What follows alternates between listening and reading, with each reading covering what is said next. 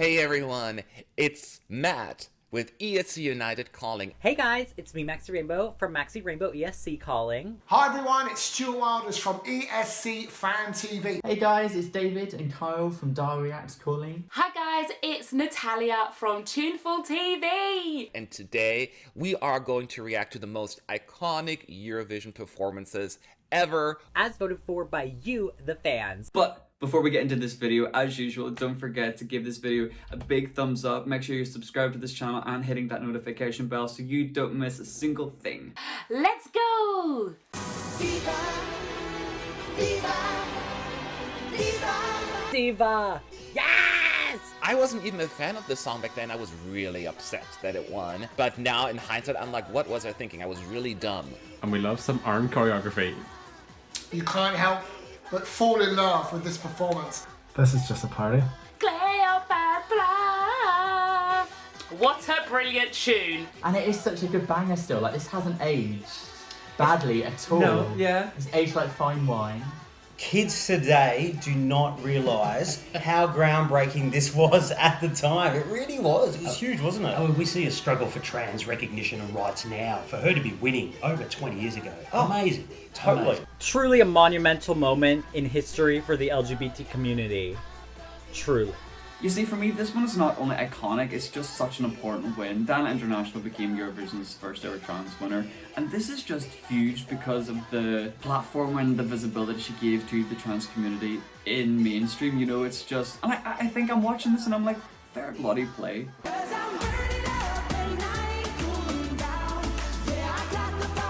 I remember going into the contest, no one favoured this to win. But the moment you saw her on stage, you're thinking, this is a real contender. And boy, was she. Ah, yes! Yeah, fire queen! There she is. I want to grow my hair longer just so I can do what she's doing.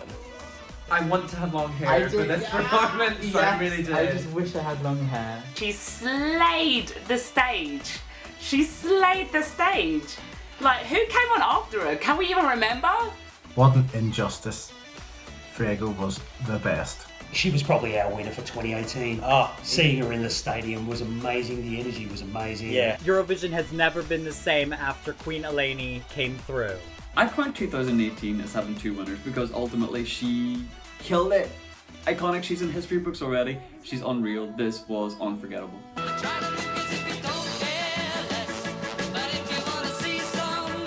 Oh yes!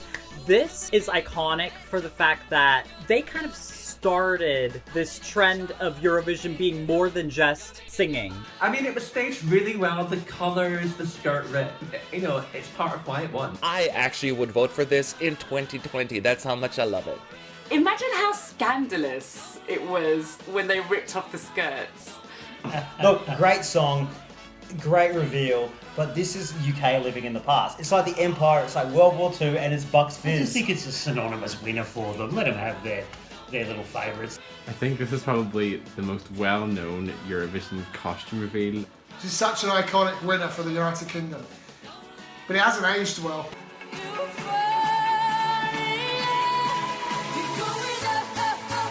What a queen! It's probably the most iconic Eurovision song now of all time.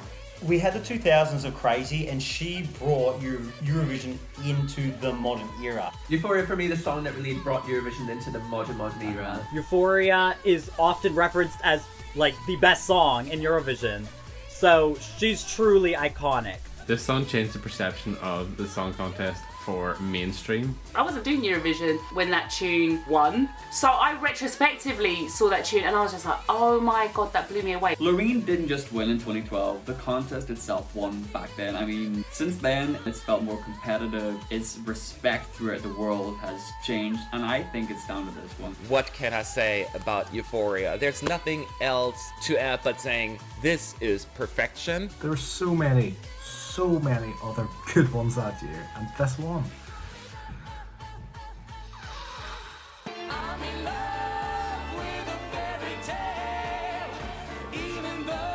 Oh gosh, you know what I really like about this song is the instrumental part, the violin. Like, they could just cut out everything else and I just listen to the violin part over and over again for 3 minutes.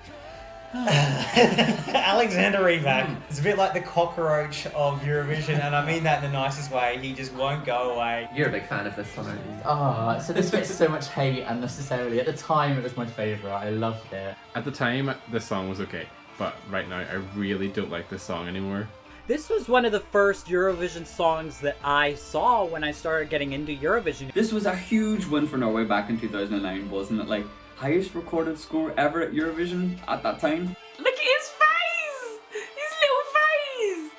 I wasn't a massive fan of Alexander Rybak. I understand why he won, but I don't look back and think, this is outstanding. That's my boy.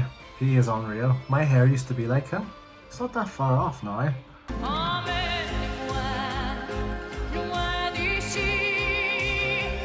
Ne parti pas à moi. Celine, shall we go for it? It is Celine.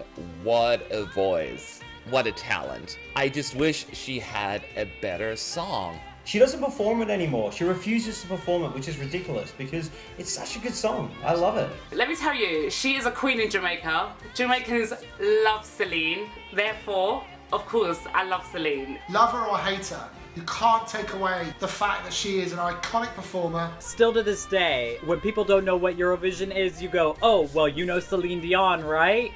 Well, I got news for you. Yes, Celine! Who would have thought at this point that she would become the star that she is?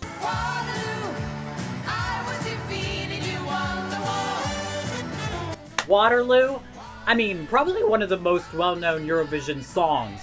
Most people out there know the song Waterloo. I think we owe so much to ABBA's participation, because I feel as the contest would be what it is today without Waterloo. This is, again, a totally iconic song and one of the all-time greats. Like, what other band can say they're used as an adjective? Like, if I say to you, oh, it's like an ABBA sound, you know exactly what I mean. And I do like Waterloo, but it is probably one of my least favourite ABBA songs, actually. That shows more about them as a group, to be honest. Actually, I can say that this is probably my favourite Eurovision song.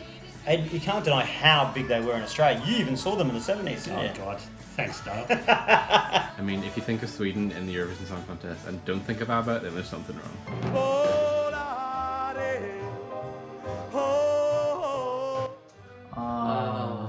The blue, the Pinto the Blue. Oh, nice. So many people don't know this is a Eurovision song. I reckon a lot of people didn't know this was in Eurovision. Was this a Eurovision song? Shut the front door! Valari, the song that no one knows is from Eurovision, but everyone sings it. This was probably quite controversial back in the day because he actually had facial expressions and he actually moved around, which was unheard of in 1958, right? I mean, the fact that the song has just been covered so many times in history by so many different artists just goes to show that you don't need to win Eurovision to create a legacy for yourself or a career after the contest. Oh, an oldie but a goodie. Truly a classic. Yes to the orchestra. I think people should have the option if they want an orchestra. And I tell you what, I really miss the orchestra. I really do. Imagine getting those back in again, just a wee orchestra pit.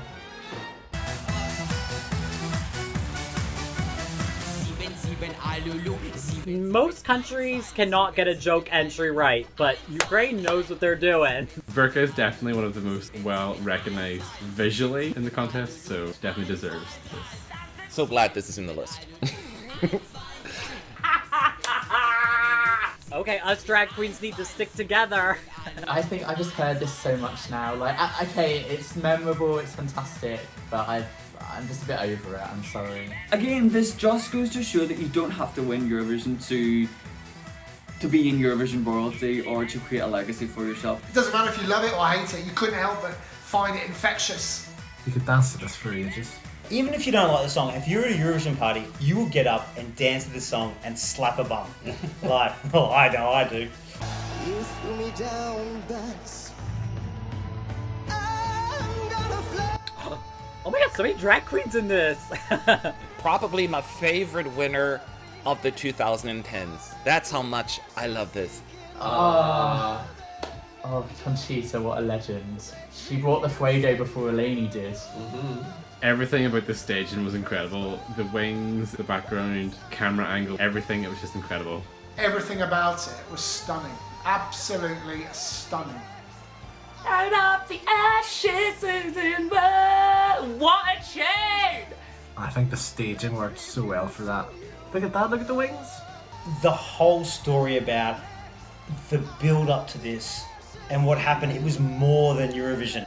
Conchita's win, much like Dyna International, is more important for so many other reasons rather than just like the song. The message that Conchita sends, her being herself, going on that stage with all being ridiculed and everything like that. Conchita came out that night and just said, I'm here, this is who I am, I'm not ashamed, I'm definitely not scared about what you think of me, and I'm not scared if you don't like me, but this is me. And that's the message I think millions of viewers around the world needed to hear and still need to keep hearing. Even in 2020, I think that visibility for sure still needs to be there. Truly iconic and so important for so many people just like me, you know?